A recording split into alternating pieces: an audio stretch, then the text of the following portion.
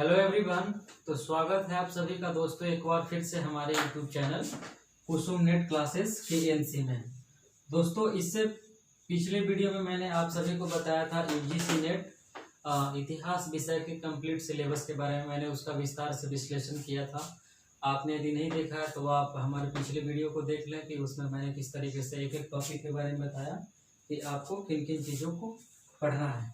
दोस्तों आज का जो ये वीडियो है उसमें हम लोग बात करेंगे इतिहास विषय की संपूर्ण तैयारी आप कैसे करें और उसके लिए क्या रिसोर्सेज हो सकते हैं, क्या उसके लिए आप कौन सी किताबें पढ़ें और रिसोर्सेज आपके क्या क्या हो सकते हैं और कौन से मटेरियल आपको कहां से उपलब्ध होगा, इसके बारे में हम लोग इस वीडियो में विस्तार से चर्चा करते हैं। तो आइए बिना देर के हुए हम लोग इस चर्चा की शुरुआत करते हैं। दोस्तों सबसे पहले मैंने बताया था कल कि इतिहास विषय जो है हमारा वो टोटल 10 यूनिट में टोटल मैंने बताया था कि इसके 10 यूनिट्स हैं, ठीक है। और मैंने इस 10 यूनिट्स को 4 हिस्सों में विभाजित किया था। इस 10 यूनिट्स को मैंने 4 हिस्सों में विभाजित किया था और 4 हिस्सों में जैसे मैंने बताया था कि एक हमारा मॉडर्न है, मॉडर्न इंडिया जिसको आप बोलते हैं, और एक जो हमारा है वो है मेडिएवल इंडिया जिसको आप बोलते हैं, और एक की जो मैंने बात की थी जिसको आप एंशिएंट इंडिया बोलते हैं। और लास्ट के बारे में मैंने बात किया था यूनिट 4 के बारे में, और यूनिट 4 के बारे में मैंने बताया था कि इसको हम लोग हिस्टोरियोग्राफी के नाम से जानते हैं। इसको हम लोग हिस्टोरियोग्राफी के नाम से जानते हैं। दोस्तों मैंने ये भी बताया था कि एंशिएंट इंडिया जो है इसमें यूनिट 1 से लेकर के 3 तक, ठीक है। मैंने बताया था कि यूनिट 1 से लेकर के 3 तक का जो हिस्सा है वो एंशिएंट इंडिया का हिस्सा है, ठीक है। और मैंने ये भी बताया था कि यूनिट 4 से लेकर के 6 का जो हिस्सा है वो मेडिएवल इंडिया का हिस्सा है। और मैंने ये बताया था कि यूनिट 7 से लेकर के यूनिट 9 तक जो है वो मॉडर्न इंडिया का हिस्सा है। और लास्ट का जो यूनिट है जिसको आप यूनिट 10 के नाम से जानते हैं, इस यूनिट के बारे में मैंने बताया था ये हिस्टोग्राफी के नाम से जाना जाता है। इसमें आप थोड़ा बहुत वर्ल्ड हिस्ट्री भी पढ़ेंगे, ये प्लस में आप इसको यहाँ पे वर्ल्ड हिस्ट्री भी लिख सकते हैं। वर्ल्ड हिस्ट्री के दोस्तों टॉपिक बहुत लिमिटेड है, ठीक है। जैसे first world war, second world war, American revolution, ये छोटी छोटी टॉपिक हैं और बहुत कम है। तो यदि आप वीडियो देख रहे हैं तो आप इसको लिख सकते हैं इस तरीके से। और अब मैं बात करूंगा आपसे बारी बारी से एक एक यूनिट के बारे में। एंशिएंट इंडिया का आप तैयारी करेंगे तो उसके लिए कौन सी किताबें, क्या क्या रिसोर्सेज होनी चाहिए आपके पास। मेडिएवल इंडिया की तैयारी कर रहे हैं आप तो उसके लिए कौन कौन सी किताबें आपको पढ़ने की आवश्यकता हो सकती है। आप मॉडर्न इंडिया के लिए आप तैयारी कर रहे हैं तो मॉडर्न इंडिया के लिए आपके पास क्या क्या रिसोर्सेज होने चाहिए। और लास्ट का जो सेक्शन है दोस्तों, मैंने पिछले वीडियो में बताया था इतिहास का सबसे इम्पोर्टेंट सेक्शन है। इसके बारे में बताया था यदि आप इसकी तैयारी कर रहे हैं तो इसके लिए आपके पास कौन से रिसोर्सेज होने चाहिए, कौन सी किताबें आपको पढ़नी चाहिए। इसके लिए मैंने हिस्टोग्राफी को बहुत ही इम्पोर्टेंट सेक्शन बताया था। तो मैं बारी बारी से आपको एक एक यूनिट का, जैसे एंशिएंट इंडिया है, मेडिएवल इंडिया, मॉडर्न इंडिया और हिस्टोग्राफी में चारों के बारे में आपको बताता हूँ कि किस तरीके से और कौन से चीज़ों को पढ़ने के लिए किन किताबों की आवश्यकता हो सकती है। तो आप यदि लिख चुके हैं तो मैं इसको मिटाता हूँ, ठीक है।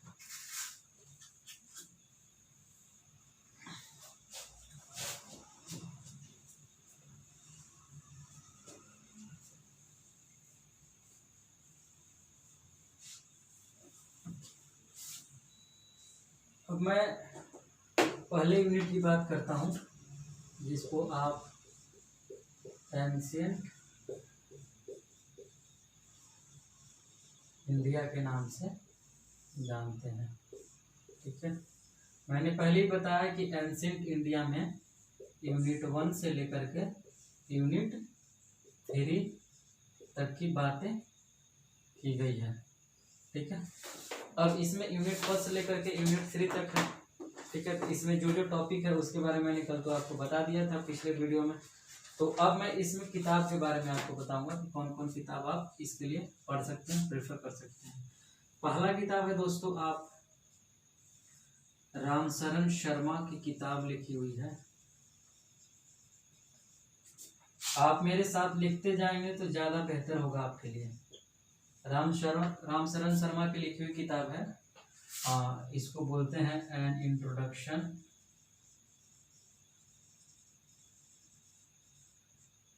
Of ancient India. दोस्तों ये किताब हिंदी में भी उपलब्ध है और अंग्रेजी में भी उपलब्ध है।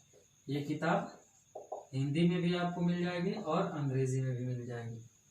यदि आप इंग्लिश मीडियम के स्टूडेंट हैं तब भी आप इसको प्रेफर करें, आप हिंदी माध्यम के हैं तब भी आप इसको पढ़ सकते हैं। दूसरा दोस्तों, इस लिस्ट में किताब का नाम जो है वो है आप झा एंड श्रीमाली, झा एंड श्रीमाली। ठीक है, इनका जो आता है प्राचीन भारत का, आप मैं बोल रहा हूँ आप लिख सकते हैं, प्राचीन भारत का राजनीतिक एवं सांस्कृतिक इतिहास, है ना। प्राचीन भारत का इतिहास करके इनका एक बुक आता है, इसको आप लिख लो एंशिएंट इंडिया। ठीक है, इतना से आप समझ जाना। ठीक है, झा एंड श्रीमाली। ठीक है, दो किताबें मैंने बताया, रामशरण शर्मा की लिखी हुई an introduction of ancient India, Jha and Shrimali की किताब लिखी हुई है एंशिएंट इंडिया। दोस्तों ये किताब आपको सिर्फ हिंदी में मिलती है, ये अंग्रेजी में उपलब्ध नहीं है। और उसके बाद जो मैं इस लिस्ट में मैं तीसरा जो किताब बताने वाला हूँ वो किताब आप लिखते जाएंगे, मैं चूंकि मैं लिखूंगा और फिर मैं इसको मिटाते जाऊंगा। तीसरा जो किताब है दोस्तों इस लिस्ट में, आप उसको प्रेफर कर सकते हैं, अधिकतर लोग करते हैं, आपको भी पढ़ना चाहिए। उपिंदर सिंह की लिखी हुई किताब है, उपिंदर सिंह, जो कि मनमोहन सिंह की बेटी है, दिल्ली यूनिवर्सिटी में इतिहास डिपार्टमेंट में प्रोफेसर है। तो आप उपिंदर सिंह की लिखी हुई किताब है, इन्होंने लिखा है एंशिएंट इंडिया है इसमें, और प्लस अर्ली मेडिएवल का जो सेक्शन है इसमें कवर किया गया है। ठीक है, ये किताब है उपिंदर सिंह की किताब ancient India plus early medieval, आप इसको प्रेफर कर सकते हैं। चौथी जो किताब आप पढ़ना चाहें तो वो आप किताब पढ़ सकते हैं, उसमें नाम आप केसी श्रीवास्तव का, केसी श्रीवास्तव। ठीक है, केसी श्रीवास्तव की दोस्तों ये किताब जो है बहुत ही शानदार किताब है, मैंने इसे पढ़ाई किया है। ठीक है, तो ये मैंने 4 किताब के बारे में आपको बताया। ये चारों किताबों को आप, यदि आपके पास टाइम है, यदि आप जून के लिए प्रिपरेशन कर रहे हैं तो मैं कहूँगा कि आप सबसे पहले तो रामशरण शर्मा को पढ़ लीजिए, उसके बाद झा एंड श्रीमाली को पढ़िए, और उसके बाद केसी श्रीवास्तव को पढ़िए, और समय मिले तो आप उपिंदर सिंह को भी पढ़ें, या उपिंदर सिंह को पहले पढ़ें फिर केसी श्रीवास्तव को पढ़ें। आप जैसे आपको सुविधा हो सके आप वैसे पढ़ सकते हैं, इसमें कोई परेशान होने की आवश्यकता नहीं है। ठीक है, तो ये जो आपका हुआ एंशिएंट इंडिया का मैंने बताया। ठीक है, अब जो है दोस्तों इसमें अब मैं ये बताता हूँ कि ये यूनिट 1 से लेकर के यूनिट 3 तक आपका कवर हो जाएगा। इन 4 किताबों को आप पढ़ेंगे तो इन चारों किताबों को आप नहीं पढ़ना चाहते हैं, ठीक है, तो आप, मैं बताता हूँ, वो मेरा पर्सनल सजेशन है आपके लिए, मैंने इसे पढ़ाई किया, आप इग्नू का किताब प्रेफर करें। ठीक है, इग्नू का आप मटेरियल आपको मिल जाता है। ठीक है, वो आपको मिल जाएगा। कैसे मिल जाएगा दोस्तों, आप प्ले स्टोर पे जाएंगे और प्ले स्टोर पर आप जैसे ही जाएंगे तो वहां पे आपको एक एप्लीकेशन मिलेगा, आप सर्च करेंगे इग्नू ई कंटेंट। एप्लीकेशन का नाम है दोस्तों इग्नू ई कंटेंट। ठीक है, इस एप्लीकेशन के माध्यम से इसमें आपको तमाम किताबें मिल जाएगी इग्नू का। पीजी के सेक्शन में आप जाएंगे, मास्टर के सेक्शन में master of arts in history, और वहाँ पे इग्नू का टोटल आपको स्टडी मटेरियल मिल जाएगा। यदि आप उन चारों किताबों को पढ़ना नहीं चाहते हैं तो आप ये पढ़ सकते हैं। अब आते हैं दोस्तों, ये तो एंशिएंट इंडिया की मैंने बात कर ली, ये 4 किताबों के बारे में। और अब मैं जो आता हूँ अगले जो मेरा सेक्शन है वो मिडिएवल इंडिया, ठीक है। तो मिडिएवल इंडिया के लिए जो मैंने किताबें पढ़ी है वो भी मैं बताऊंगा, जो मैं नहीं पढ़ी है वो भी मैं बताऊंगा। अब आता हूँ मिडिएवल इंडिया के लिए। यदि आपको पढ़ाई करनी है तो सबसे पहला जो आप किताब नॉर्मली जो स्टूडेंट प्रेफर करते हैं वो प्रेफर करते हैं सतीश चंद्रा की लिखी हुई किताब, ठीक है। तो सतीश चंद्रा साहब ने दोस्तों बहुत सारी किताबें लिखी है, ठीक है। मध्यकालीन भारत पे इनकी जो फेमस एक किताब है उसको लोग दरअसल पढ़ते हैं, ठीक है। लेकिन उसके अलावा सतीश चंद्रा ने मध्यकालीन भारत के लिए 2 किताबें लिखी है, 2 वॉल्यूम में आती है, ठीक है। आप उस किताब को पढ़ेंगे, ठीक है। ये इसके टोटल जो वॉल्यूम है वो 2 वॉल्यूम में आते हैं, ठीक है। वॉल्यूम 1 जो है वो इन्होंने दिल्ली सल्तनत पे लिखा है, ठीक है। और वॉल्यूम 2 जो है इन्होंने मुगल पीरियड पे लिखा है, ठीक है। ये दोस्तों बहुत ही शानदार किताब है, ये आप दोनों वॉल्यूम वाला खरीदेंगे तो आपको ज़्यादा मज़ा आएगा पढ़ने में। बहुत ही ज़बरदस्त किताब है, आप इन दोनों किताबों को बारी बारी से पढ़ेंगे तो बहुत ही मज़ा आने वाला है मिडिएवल इंडिया पढ़ने में, ठीक है। अब मैं इसके बारे में दूसरा किताब जो बात करूँगा मध्यकालीन भारत का, दूसरा किताब हमारे सामने है वो है जो मैंने पढ़ाई किया था, सतीश चंद्रा को भी मैंने पढ़ा है, हरिश्चंद्र वर्मा की जो लिखी हुई किताब है। बहुत ही सस्ती किताब है ये, हिंदी माध्यम कार्यान्वयन निदेशालय दिल्ली विश्वविद्यालय से छपती है। हरिश्चंद्र वर्मा की जो किताब है दोस्तों मिडिएवल इंडिया पे लिखी हुई, वो भी 2 हिस्सों में आती है। इसके भी वॉल्यूम जो है वो 2 वॉल्यूम है, ठीक है। तो इसके आप वॉल्यूम 1 भी पढ़ें और वॉल्यूम 2 भी पढ़ें। अक्सर स्टूडेंट क्या करते हैं कि सिर्फ वॉल्यूम 1 को पढ़ते हैं, 2 को नहीं पढ़ते हैं, कोई 2 पढ़ते हैं 1 को नहीं पढ़ते, नहीं।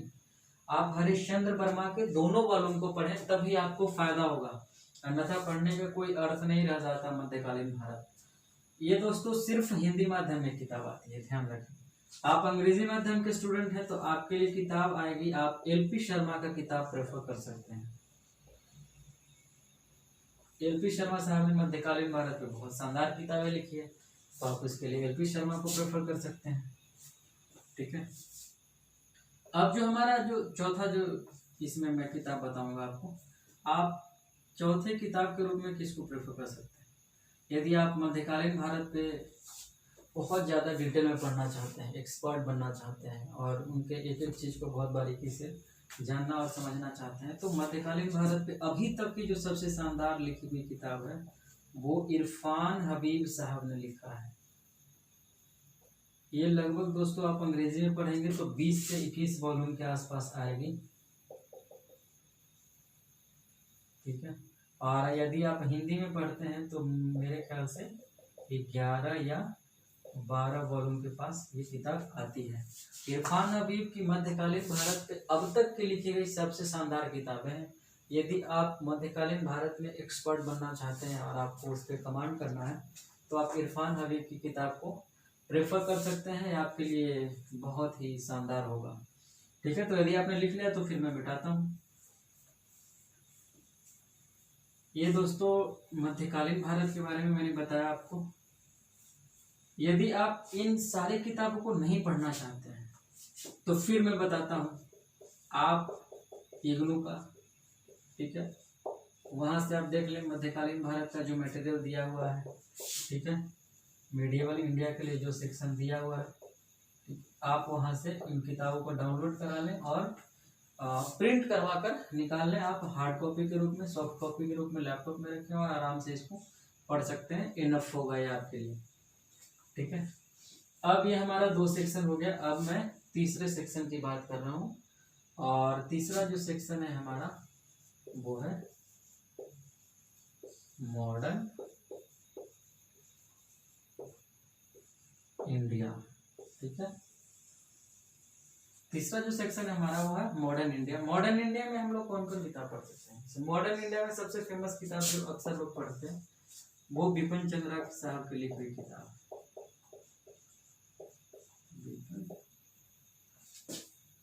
बिपिन चंद्रा। अब इन्होंने कई सारी किताबें लिखी, लेकिन मॉडर्न हिस्ट्री के लिए लोग पढ़ते हैं। एक तो मॉडर्न इंडिया लिखी है इन्होंने, जो लोग पढ़ते हैं। ठीक है, ये अक्सर टॉपर लोग सजेस्ट करते हैं। और दूसरा जो किताब है वो इन्होंने फ्रीडम स्ट्रगल, जो कि बड़ा फेमस किताब है, बहुत ही शानदार बुक है ये, फ्रीडम स्ट्रगल। ठीक है, यदि आपको मॉडर्न इंडिया पढ़ना है नोवेल के रूप में और आपको पूरे डिटेल में जानकारी लेनी है, आपको ऐसा लगता है कि कहानी के रूप में आपके सामने आए और कोई कह दे कोई किताब, तो मेरे ख्याल से आपके लिए किताब बहुत शानदार होने वाली है। और आप फ्रीडम स्ट्रगल तो जरूर पढ़ें। ठीक है, बहुत ही शानदार किताब है। और मॉडर्न इंडिया भी बहुत शानदार किताब है। आप इन दोनों किताबों को पढ़ें, मेरा पर्सनल सजेशन है। यदि आप हमसे पूछेंगे तो मैं यही बोलने वाला हूँ। दूसरा जो आप किताब इस मॉडर्न इंडिया के सेक्शन में मैं लाऊंगा, वो किताब जो है वो हो सकता है आपके लिए, वो होगा, दूसरा किताब क्या हो सकता है? हाँ, दूसरा किताब अलका मेहता प्लस बीएल ग्रोवर। दोस्तों, अलका मेहता और बीएल ग्रोवर ने मिलकर के मॉडर्न इंडिया लिखी है। ठीक है, मॉडर्न इंडिया इन्होंने मिलकर के लिखा है। आप क्या करें कि इसको आप बीएल ग्रोवर के नाम से इस किताब को जाना जाता है, तो आप जाएंगे दुकान में, बोलेंगे कि हमको बीएल ग्रोवर का बुक चाहिए मॉडर्न इंडिया, तो आपको आराम से लगभग इंडिया के तमाम पुस्तक दुकानों पे मिल जाएगी। आपको बहुत फेमस किताब है। तो आप बिपिन चंद्रा को जब आप पढ़ेंगे तो इसमें आपको फैक्ट बहुत कम मिलेंगे। ठीक है, लेस फैक्ट, इसमें आपको फैक्ट्स बहुत कम मिलने वाले हैं। और अलका मेहता में आपको फैक्ट्स बहुत मिलने वाले हैं। ठीक है, फैक्ट्स भी मिलेंगे, कॉन्सेप्ट भी मिलेंगे। ठीक है, यहाँ पे लेस फैक्ट और कॉन्सेप्ट तो आपको प्रचुर मात्रा में मिलेगा। ठीक है, एनफ है इस, तो आप इसको भी पढ़ें, इसको भी पढ़ें। तीसरा किताब जो मैं आपको बताने जा रहा हूँ, आप लिखते चले हमारे साथ। तीसरा जो मैं किताब बताने वाला हूँ इस लिस्ट में, उसका नाम है, ये पिछले 5 सालों से किताब बहुत ही फेमस है मॉडर्न इंडिया के लिए, और लोग इसको बहुत ही ज़्यादा प्रेफर करते हैं।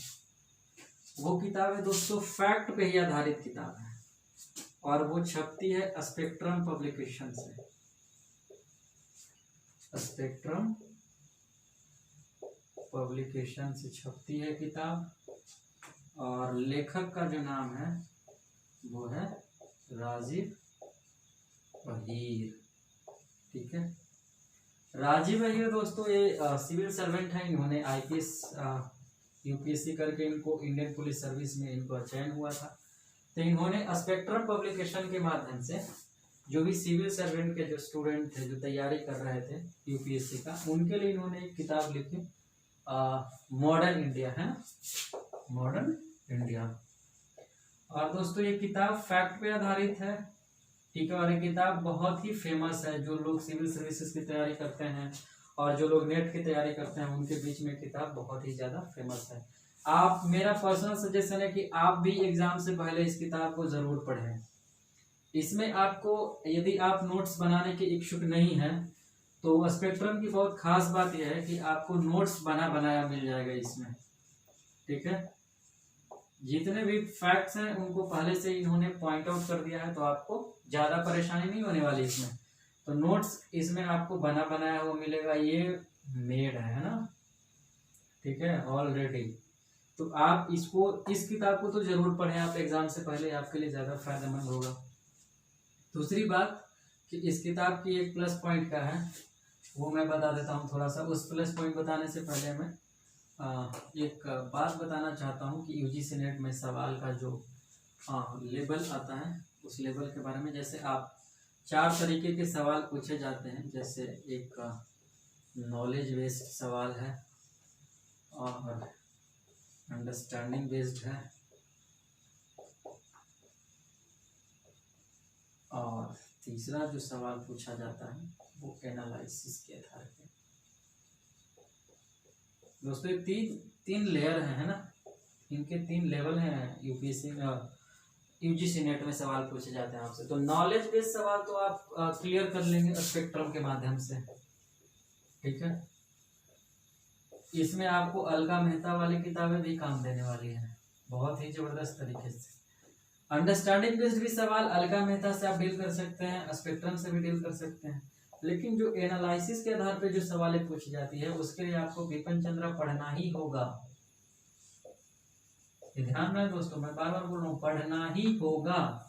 एनालिसिस के आधार पर जो सवालें पूछे जाते हैं उसके लिए आप फांकी नहीं मार सकते हैं, तो आपको बिपिन चंद्रा पढ़ना पड़ेगा, ठीक है।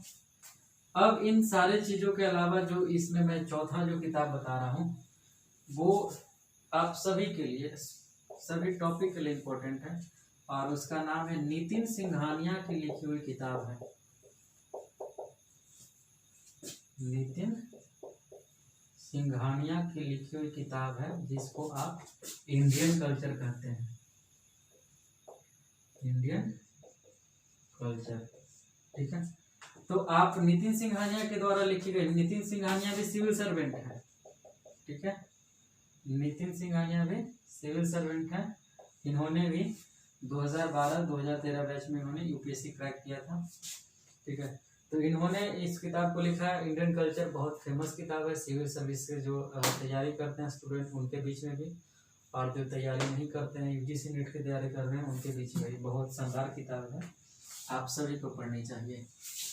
अब जो हमारा लास्ट का जो सेक्शन है दोस्तों, उस लास्ट सेक्शन का नाम जो मैंने बताया था यूनिट 10 के बारे में, वो यूनिट 10 है दोस्तों हिस्टोरियोग्राफी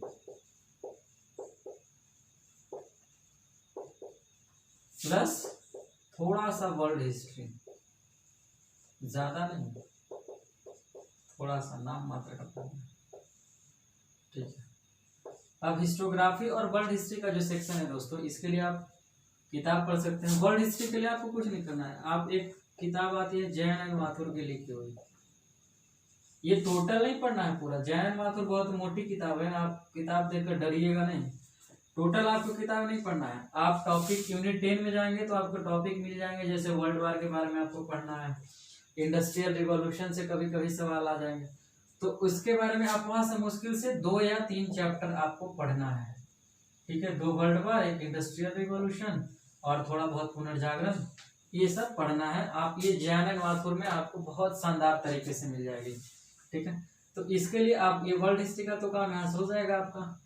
हिस्टोग्राफी का जो सेक्शन है दोस्तों, ये सबसे महत्वपूर्ण सेक्शन है इतिहास का। मैं बार बार इसके ऊपर जोर देता हूँ कि आप हिस्टोग्राफी पे ज्यादा ध्यान दें। इसके लिए जो आप किताब प्रेफर कर सकते हैं, यदि आप टेक्स्ट बुक पढ़ रहे हैं तो आप ये किताब पढ़ सकते हैं, ई श्रीधरन की लिखी हुई किताब है, ठीक है। ई श्रीधरन साहब ने लिखी है यह किताब, ठीक है, इतिहास लेखन के नाम से। इतिहास, मेरी हैंडराइटिंग खराब है दोस्तों तो थोड़ा आप मैनेज करें, इतिहास लेखन के नाम से, ठीक है। ई श्रीधरन ने किताब लिखी है इतिहास लेखन के माध्यम से, इतिहास लेखन के नाम से, ठीक है। ये किताब आप पढ़ सकते हैं। और यदि आपको ई श्रीधरन नहीं मिलता मार्केट में, तो जो मैंने किताब पढ़ी थी हिस्टोग्राफी के लिए, वो शानदार किताब जो मैं बताता हूँ आपको, वो इग्नू का ही मटेरियल है, ठीक है। इग्नू के द्वारा ही वो किताबें छपती है। और इसका मैं कोड बता देता हूँ, इग्नू, और इसका कोड जो है सब्जेक्ट कोड वो है MHI03, ये ध्यान कर लें। मैंने पहले ही बता दिया कि आप इग्नू का मटेरियल कहाँ से लाएंगे, तो इग्नू के मटेरियल के मैंने तो आपको बताया कि आप इग्नू ई कंटेंट डाउनलोड कर लें और वहां पे आप जाएंगे मास्टर डिग्री कोर्सेज में, फिर आप जाएंगे MAH ढूंढ लेंगे, MA इन हिस्ट्री, और वहां पे जाएंगे तो आपको ये आसानी से मिल जाएगा MHI03, और ये लगभग वहां पे 7 वॉल्यूम में है दोस्तों, ठीक है, 7 वॉल्यूम्स में लिखी गई है।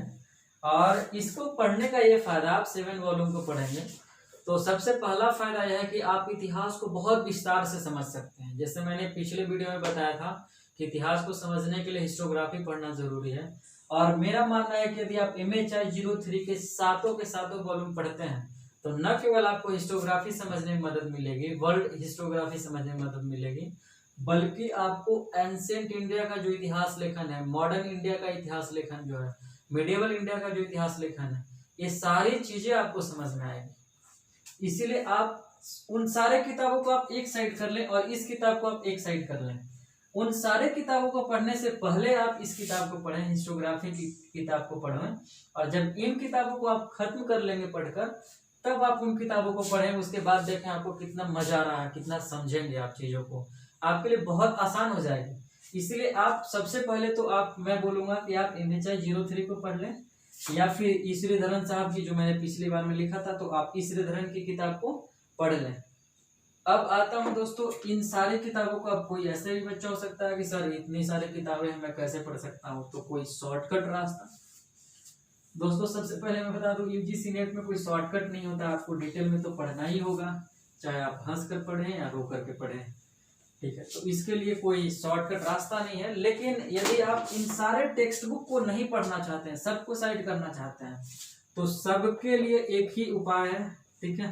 एक एंटीबायोटिक मेडिसिन है, उसके लिए आप इग्नू का जो किताब है, ठीक है, इग्नू का किताब है, मैंने बताया कि इग्नू का किताब आप कैसे प्रेफर कर सकते हैं और आप कैसे डाउनलोड कर सकते हैं। तो इग्नू का किताब जो है वो कई हिस्सों में आता है, आप जाएं इग्नू ई कंटेंट ऐप में, ठीक है, इग्नू ई कंटेंट के नाम से जो एप्लीकेशन है, आप उनमें डाउनलोड कर लें, अपने फ़ोन में, लैपटॉप में, जहां डाउनलोड करना है कर लें। उसके बाद इसमें आप जाएंगे, मास्टर डिग्री को ऑप्ट करेंगे, ठीक है, मास्टर डिग्री को आप ऑप्ट करेंगे, और मास्टर डिग्री ऑप्ट करने के बाद आपको उसमें कोर्सेज पूछे जाएंगे। कौन सा course? MA in psychology, MA in geography, MA in Hindi literature, what? आप उसमें जाएंगे तो आप ऑप्ट करेंगे मास्टर ऑफ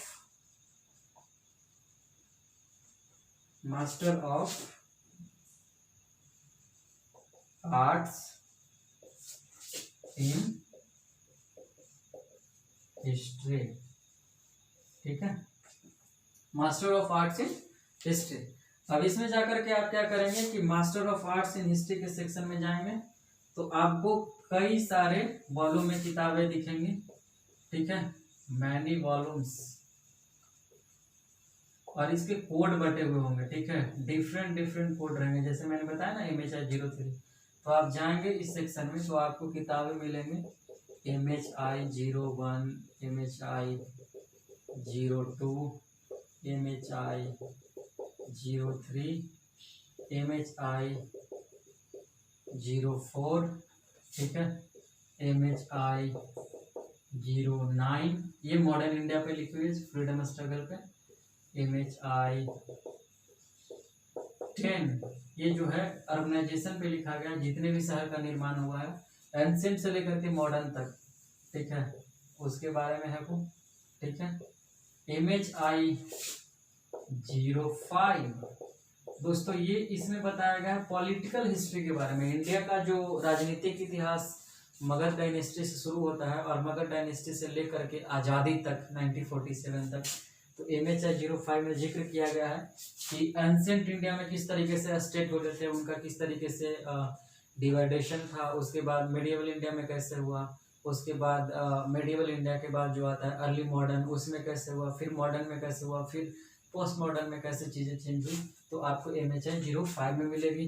और उसके बाद MHI 07 को भी आप पढ़ें दोस्तों, ठीक है, इसमें आपको सोशल स्ट्रक्चर के बारे में बताया गया है कि आप भारत का जो सोशल स्ट्रक्चर है वो कैसे चेंज हो रहा है।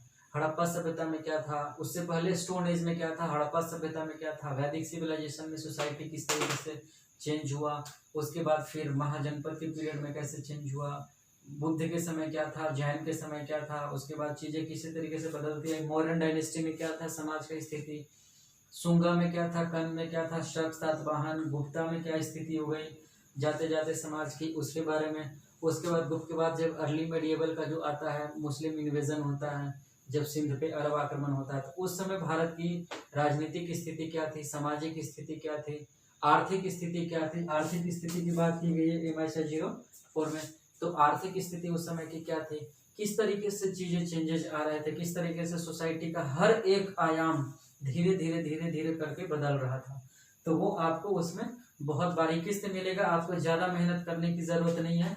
और दूसरी बात, इन किताबों को पढ़ने का एक फ़ायदा ये है कि आपको अलग से नोट्स बनाने की आवश्यकता नहीं है। इग्नू की किताबें ऑलरेडी नोट्स के रूप में होती हैं, तो आपको नोट्स बनाना नहीं है। आप सीधा किताब में आप हार्ड कॉपी निकाल लें और सीधा किताब में आप टिक करके और पेंसिल के माध्यम से आप कलर करके पढ़ सकते हैं। तो दोस्तों ये सारी किताबें थी, मैंने इसके बारे में आपको बता दिया। और इसमें दोस्तों और कोई किताबें रही नहीं, और कुछ स्पेशल किताबें हैं, उसके बारे में मैं बाद में अगले वीडियो में बताऊंगा। यदि आप इतना कर ले जाते हैं, इतना बुक, तो आप निश्चित रूप से इतिहास में आप अच्छा खासा स्कोर कर लेंगे। आप 70, 80, 90 सवालों तक पहुंच सकते हैं। 100% की गारंटी तो मैं नहीं दे सकता हूँ, बट हाँ 80% अंक आप आसानी से ला सकते हैं, आप इतनी किताबों तक पहुँचते हैं। तो दोस्तों आज के वीडियो में तो बस इतना ही। फिर मिलेंगे दोस्तों अगले वीडियो में। जाने से पहले मैं आपको बताना चाहूँगा कि यदि आप हमारे चैनल पर नए हैं और आप पहली बार आए हैं, तो आप हमारे चैनल को सब्सक्राइब कर लें। और यदि वीडियो पसंद आया हो तो अपने उन सारे दोस्तों के साथ शेयर करें जो UGC नेट की तैयारी इतिहास विषय के साथ कर रहे हैं, और चैनल को सब्सक्राइब करना ना भूलें। धन्यवाद दोस्तों, गुड लक।